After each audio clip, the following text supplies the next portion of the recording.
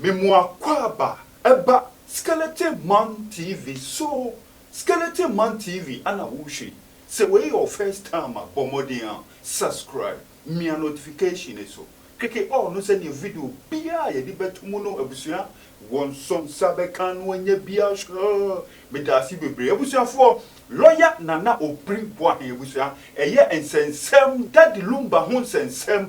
Court injunction at say, Ninya ba akosia brempoma, or the court to say, one ma abusia penny, and ye yenu ne enye yenu etina no busia, a good judgment, a bayeno, lawyer Nana Obriboy, Wakasa found one say ye and send somewhat say, a cost for the past months and abusia for, and ye easy cry, a busia penny, a tremua, or no dear a yeno. Kiani kia obedi wobeye yino se that the lumbe nua ba panyi akosua brempoma opriso on priso eye no obeye na abusuafo abusua pani ekiremu a ono de optosi na akosua brempoma so opeso ye no fufo no one ne nya adwen because optosi no omedi kan den omedi kan aye ne deda nti sa optosi na omaye no abusua pani so ono de wo so mu sei kuma onfa honi de obi eden obi kan eyie no obeye akosua brempoma daddy lumba sister panyi ebusuafo wono nso say sa optosi na omukoye ye no omoye no na ebusua bia anye de ebusua bia eni honum na ebomu no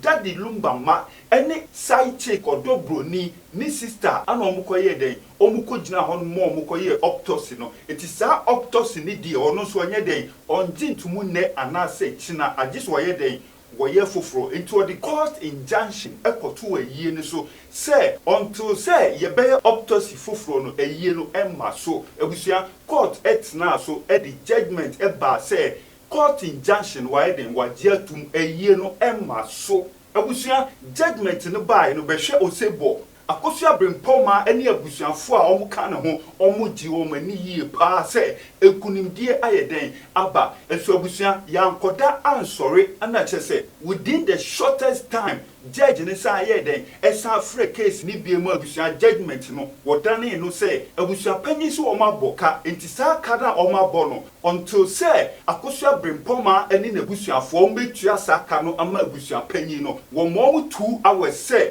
saka no menye den wo muntua se o mantumi dia abusua panyi onkoye na eyi abusua time no eyeden epa ho ana chese yedi bibia hye abusua panyi sase onkoye na eyi eno na lawyer obriboan abusuafo odina dwentre eba me se anu ohye mo de mumie mpomwa video num lawyer yes sir akwaba me joso na te say oh nyame adaro ma say o say me hye tuntum ma o hama ba me hye tuntum horo beba kojofo so down ma me wanie lumba ntina me hye tuntum lumba ta de tuntum na lumba nduba kobi beto afa ho but you know it's a mixed feeling you know sania esi kono you know it's quite disappointing beto afa ho tebia so so baby bebre ko beto afa ho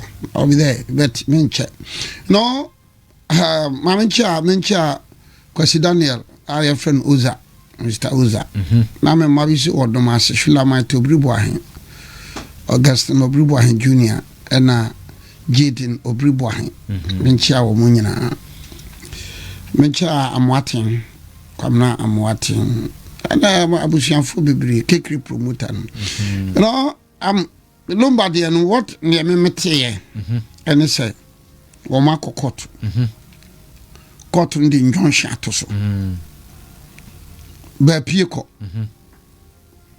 ba sana fra be sebemra o mako omukokra obia ko ni fie sana si yo me kra hemre se mpo nyamte into we are between 12-1 no na dede na wo kro nu chese be injunction atoso that me wo be chamber so wa adum no na otifam na manfo oh nyamia ya na dia kosia sewa nyamia kasa kosia sewa nyamia kasa papa shi nyamia kasa afedi edru be 1 2 no mate se bi Ghana court se na sete Ghana court Ghana court santina ya lawyer for George for be wu abebutu be mre mina se na ba bere better been 2 million. Yes, sir. Within 2 hours. Now, some me to say a man for a boy. In fact, some of the TV screens in Ukraine, TV no so programs, maybe no matter bedding John Shantos. Some of them, yeah. Reports by in say Junction, yeah, they are to 5 orders, and your my, if you are paying to me, account to me. I feel within 2 hours, this will be one of the ruling or judgments, very strange. I'm ready to head the Musa. Yeah, and sister. Because you see, in law, no, judge and actually, order some media money, say, judge and we are no assign. Or sign we are. And yes, a court rise across any we, now men fan and say, where we practice in a pijama mumma. In law, as a judge and your phantoms official. Phantoms official, on to mean for a case in view. In fact, the case can be called that. Just be a lawyer's in the application. Now, no graduate in some fact, you know, not or try or better call the time. Time say at this time, this application was made by this and this and this and that and this and this and that. But when it's not normal. When no, I meet you no. Me tete say I said. There was no application. Then it's not fair. It is not possible. That is not warranted by any rule of law. That is not warranted by any procedure. If we are meeting on sanity, dear, Sanya Walker would have been found, sir, would you cry information? That may so metatitis. I bet say would you mean chambers, I mean, so, but more crobudiano. It is not warranted by any rule of law or any procedure.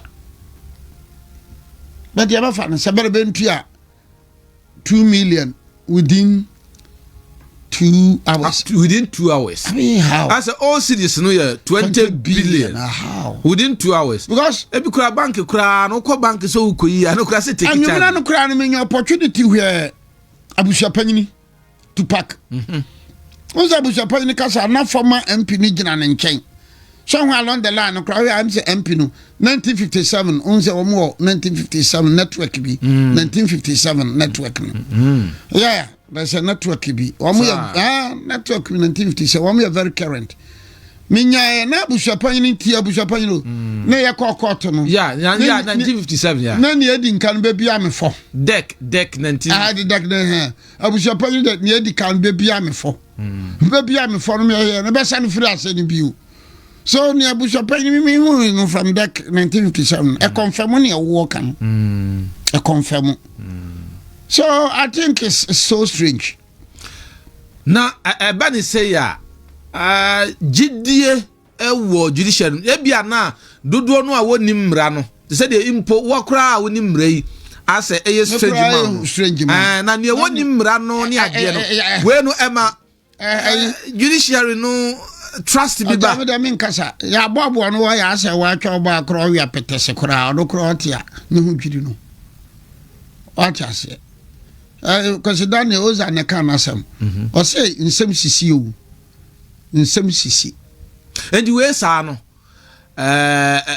wo mo di asem no koye no ahu ya kan say respondents wo hu ana kan say application no applicant no wo no wo bibi a wo betimi aye bio na wo je say me na de no betimi asese bra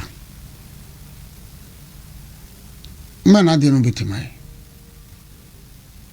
I don't think I said on this ruling, because I don't see how I said what that would be one kind of free Yamwase. Other than many obishia, or say, what down for the show no wayaka.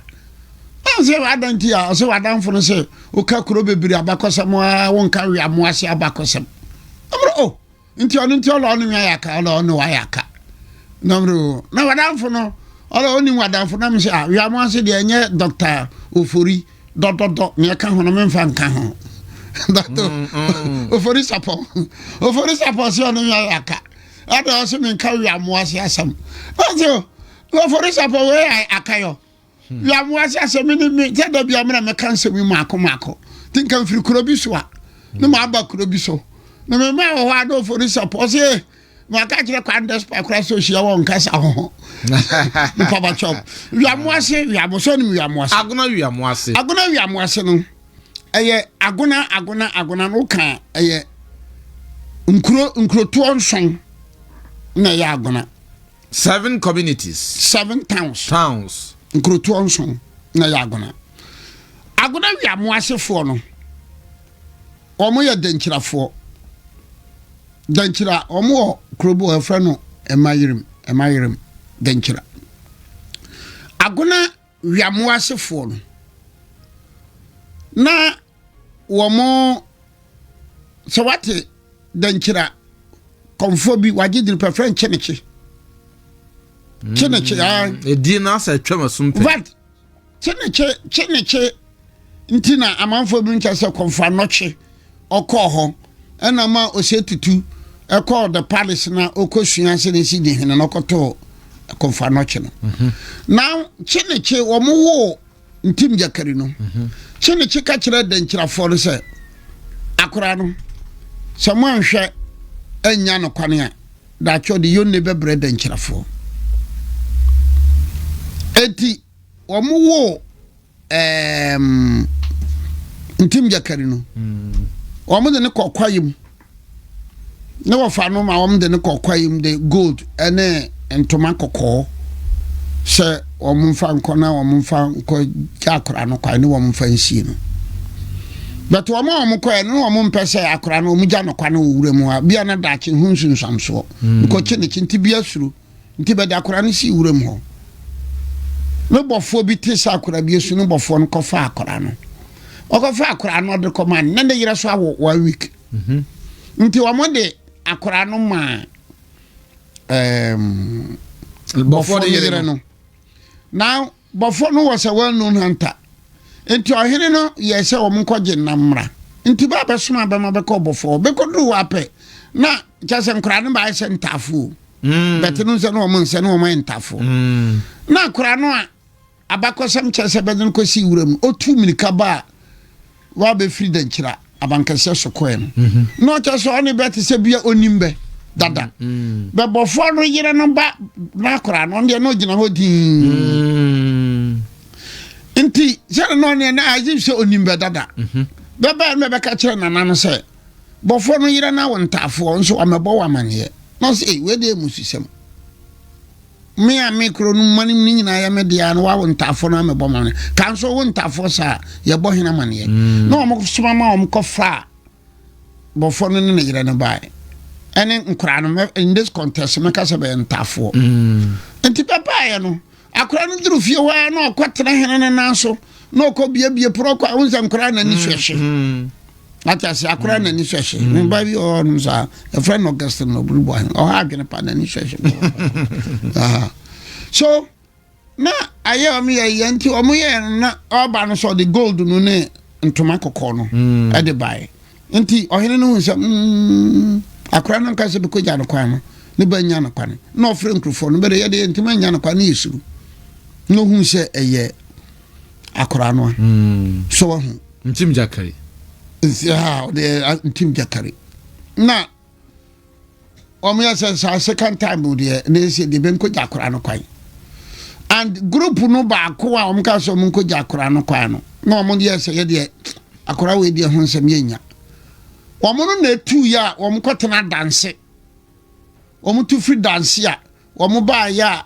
o mo betena makom o mo tu free amakom a o mo kwetena akura bi afra na kuram na on free kuram na o mo kwekekere domi abra akura ne domi abra na kabo mu abaye hwamoase na nya hwamoase a na hwamoase ngo konfanache as you are talking now untimi kan hwamoase gidini no konfanache kan ho no yam ne nuro wo ho abu anda da abu no are still there abu no konfanache no de yam ne nuro no otetin ha no ne ba yam hwamoase akuram ene domi abra na beka bom nti konfanache no yam nuro no na hwamoase the abo no na konfa no chede yam nuro no aye friend hwamoase a manfo entimian pronounce abeda no hwamoase no abo no da so ho. So really speaking, hwamoase people no omo ye danchirafo. Really speaking, hwamoase fo no omo ye danchirafo. Omo se free danchira. Omo free danchira emayerem. But omo tra dance ansana omo eba betena edisen amakum ansana omo eko akuram na do me abro. So this is the brief. One day I will come and give you detailed but that is the history of the Wiamuase people. Wiamuase so mudi atutina mudi atutina sa ya and that see womo koka agonafo no ho before the birth of Asanteman in 1700. Because womo any agonafo no womo ne womo form one state agona state no, they fought the Kwamai Doma War. The Kwamai Doma War, which was fought before 1690, no? It was fought around 1670 something. No? They took part. So in actual fact, no, both Wiamuase no nyini chan Asante. But what me say, it's like now no me be kan asem bi wo ha say tafo from tam ye nwa na ye wa na so ohene ba na aname wo ha de ba na no ohene ba na e kasa sa tafo from tam na mka say ye nwa no unim tahra Asante from tahra. It was after the Setutu has defeated Bafo of Tafo. Now Asante, the birth of Asante. Omo yusu tahra and tahra yen tafo for dia. Tafo nyini. In fact, tafo first hene no. Ena ye Kwamai kobia manfi. Tafo hene. First hene. Eye Kwamai kobia manfi. Yeah. But let's forget, you are Mwase Akonya and your friend Osubri Akonya. You are Mwase Akonya. Your friend Osubri Akonya. So Tafo anyini cheriye ansana Asanteman Tafo kura baye ayi kobia manfi no oti we nko twumantwi ko. But second one na kobia manfi no na Tafo baye. And Tafo baye no Tafo ache. Let's also forget agona ni dwabin akonda. Agona any dwabin omakunda. Now back to Tafo. Eti Tafo hene no am Tafo hene bi wo. Sa Tafo hene no ya de pa atara from war no okumbi. Atara from war no. Atara from war okumbi. Okay. Ne Asante mae. Be kumawunum kobi, bompatanum kobi. Agogo kobi. So Kumawu Bompata Gugunum nyini chen Asante. Anytime I'll mention Asante no, starting point should be 1700. A brass Asanteman nyina ka won ho bo mu no. So in this context, and any day, anytime I bet so bribu I make Asanteman pe. You start from 1700. Pre 1700 kroni nyina Tafo amakom wen Kumawu Bompata agogunum nyina benyina chen Asanteman benyina chen Kumase Tafo nyina chen Kumase amakom nyina chen Kumase Tafo nyina chen Kumase amakom nyina chen Kumase Wiamuase nyina chen Kumase agona nyina chen Kumase. Now back to Tafo Tahra no make I say Asanteman. So when I talk about Asanteman, I'm talking of 1700 no. Enya Tahra no free Tafo ho. Na Tafo no wa hene bi wo ho no. Wa hu akoto no ya ade pa we de mesremo ade nche Tafo fo me nsa da me nsa yam. Mo ma mo bufu se me ka mo ntam ho asem. Eya disuade. Nipa bebre pese be hu. Eya disuade. Nti mesremo. Okay. Now akoto was very powerful. Enti Osetutu the first. Ehun se akoto oha adwene. Osora no be bon Tahra no, ne be bon fontom from. Be bon Tahra, ne be bon fontom from. Hwe ba bi so na Osetutu the first we adum heya o. Na Tafo so heya yi. Titi no. Mbare no. Monko je Tahra no ne fontom from no nyina mra. Anakoto said no. Anakoto fought them. Asante had to organize so many troops. No many akotoko ye. Then Sabra no na Sabra na dum ho no na ye kwama na say na bedane Asante. Okay. Na bedane Asante. Anytime you have to say to the first pet. Kakra bi from 1680 no ba no 1617 1680 1699 something na omo na ayiko aye so omukum akoto na we dem sam ka sabe mpenfo mo mfa ncheme semi com details ka se we me kana ansansi ho so jame me no mo nsam so omo yan akoto we no de no wa kokoduru wa hoden sa ani omo me mpai ni mu ni ehu se na koma no eye mienu a ndi be pa akoto mu ni be hu se akoma ni nya mienu aya akoma no ye baako enti na be tafofo ntam ne nwa kan ne ye onwa kese ye abronfo ye onwa bi afa no pobre ani kese pa ye sa vision from tamura nwa no kese no okay pobre na pobre ne tuntum tuntum kese to pobre ne tuntum kese enti nwa na kese no de ye nkwane a unse gi so pa mu sei akese pa upam enti upam enti na ma tafofo ntam ne koye nwa se akotoba pa akotom se bebe hu se ne kokko na koma no eye mienu na ade no wa kokoduro sa ene ko ma tafofo ntam no ye nwa se de ye pam da pai nwa no be pai nwam ene ye tafofo ntam eye me katafo hene ntam nwa enti na tafo de na me kan ye no ene madam funa ofri wiamoase na akofa asem ya ba ama biaso so tafo for so no manfo nso etie sua de manfo tie sua de you know that bia no better ha na say ba bibia oka the Ashanti history is very complex, very complex, very interesting and very educative. Men ka say bia ba kwasem nya you but Ashanti for de no eno no bibia very complex, very interesting.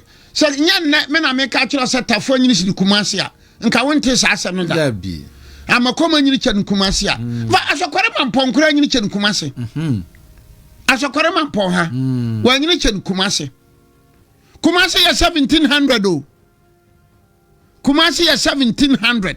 So anytime ameka say asokore mampon tafo amakom akuram domiabra wiamoase agona banyina banyini che Kumasi bebre anyini che Kumasi. And that makes the Ashanti's history very complex. For instance, Obeka say agona eye danchirafo a Asantefo no bumfu bede wo ba Asante mane konfa no chachechire ono se tutu achechire eti se we free here bede mfa ho but your group of people bi ni mo Ghana ha oko kase wo man ba kosan say we free bede buai adenti no kan. I am saying tafo de na makasa ye pa ni mu no obi an kasa ntia obi ani watam blogger ni watam FM ni watam TV bi ni watam obi an friend ni watam ofitafo ahimfie kura eye ne desa oka na bakosam but elsewhere ntia ba bi si adenti no ntanka haifo binim de unka binim de men koka because we ka bloggers no be anka ye nyina edisua de nso bloggers bi be di watam ada no waka ma kan ba be kan tafo se tafo ntam ye nwa ma kan be kan wiamoase se entinja kare hu nsɛmti ena omutu yi betena ha be betena obi ankasa obi ani watam opa bibia tie wo katia se bia tafo dia mekan me kokatia na somebody will call to correct you. Yeah. Obefre to correct you, so check you any year, check you any year, any year. That is all.